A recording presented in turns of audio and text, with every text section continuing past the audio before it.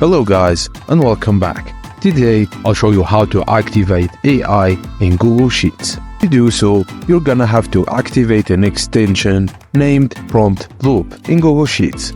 Firstly, open a new Google Sheet, then go to Extensions, then Add-ons, then Get Add-ons. Search for Prompt Loop and then install it. Now, enter input data, for example fruits, and output data like colors. Then start typing your formula.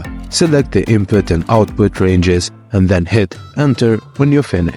The Prompt Loop extension will generate results like matching fruit colors. For advanced use Prompt Loop to generate product headlines or analyze sentiment in customer feedback. Just set input examples and it will generate outputs in the same style or analyze the text.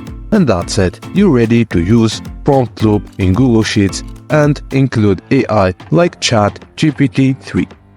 And that's it guys, thank you for watching and please don't forget to like and subscribe for more.